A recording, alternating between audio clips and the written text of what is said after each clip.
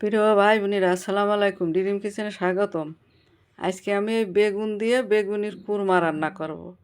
অনেক যত্নকার সহকারে আমি রান্না করব বেগুনির কুরমা।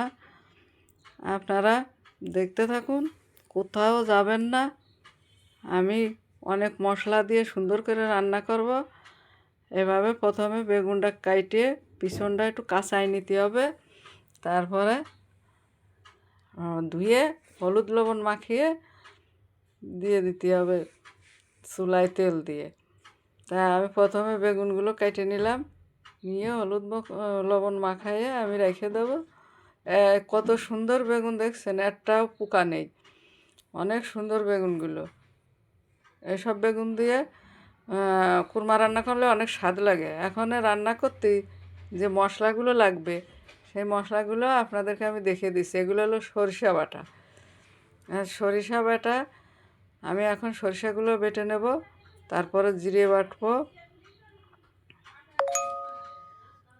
সরিষা বাটা আমার শেষ হয়ে গেছে, এখন আমি জিরাগুলো বেটে নেব।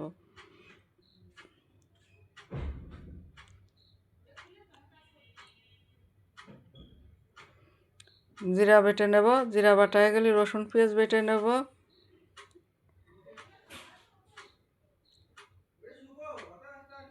জিরেগুলো বাটা হয়ে গেছে, এখন আমি রসুন পেঁয়াজ বেটে নেব।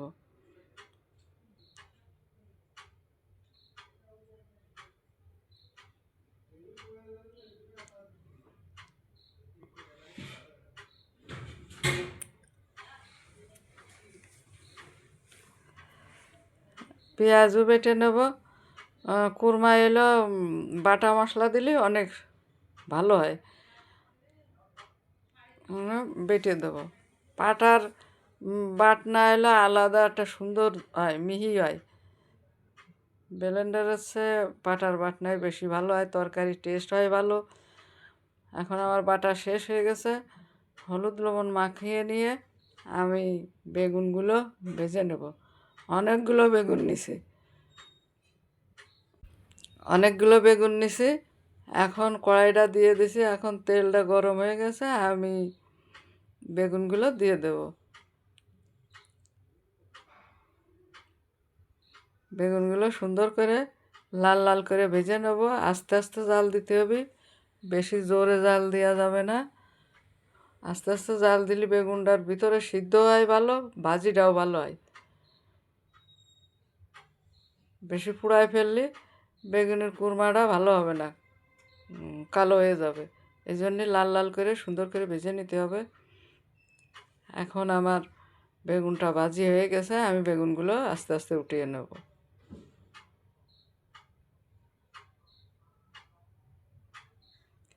এখন আর যেগুলো বেগুন আছে ওগুলোও ভেজে নিছি, নিয়ে এখন আমি তেল দিয়ে পেঁয়াজ কুচি দিয়ে দিলাম। দিয়ে পেঁয়াজ কুচি একটু লাল লাল হয়ে এলে আমি আর অন্য অন্য যে মশলাগুলো আছে ওগুলো আমি দিয়ে দেবো।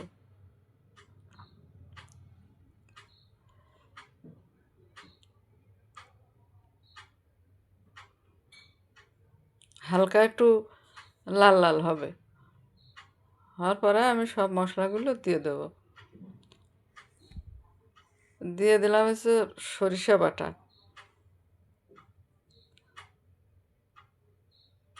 এখন দিয়ে দিলাম রসুন বাটা, তারপরে হলো জিরা বাটা,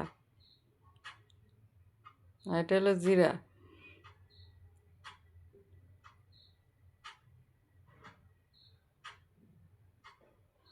স্বাদ মতো লবণ দিয়ে দিলাম, হলুদের গুঁড়ো আর শুকনো মরিচের গুঁড়ো। আর সবগুলো মশলা আমার দেওয়া হয়ে গেলে এখন আমি ভালো করে মশলাটা একটু নেড়ে দেবো, হালকা একটু পানি দেবো যাতে মশলাটা ভালোভাবে সিদ্ধ হয়ে ভালোভাবে কষা হয়। এখন আমি দিয়ে দিলাম টক দই। টক দইটা দিয়ে ভালোভাবে মশলাটা কষিয়ে নেব, যাতে বেগুন দেওয়ার পরে বেশি জাল লাগে না, তো অল্প জালেই নামাই ফেলতে হয়। মশলাটা ভালো করে কষা হলে মশলাটা একটা ভালো একটা ফ্লেভার আসে।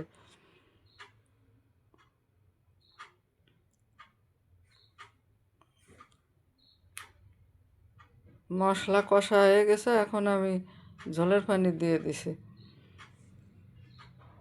ঝোলের পানিটা জাল হয়ে বলক আসলে আমি ভাজা যে বেগুনগুলো ভেজে রাখলাম ওইগুলো আমি এখন দিয়ে দেবো।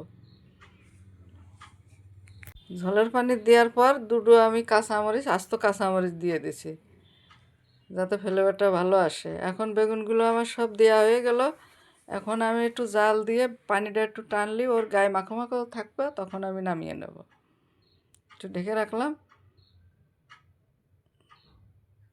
পানিটা আমার টেনে এসেছে, আর হালকা একটু পানি ঝোলটা টানবে, একটু ঝোল বেশি আছে, আর একটু পরে নামাবো।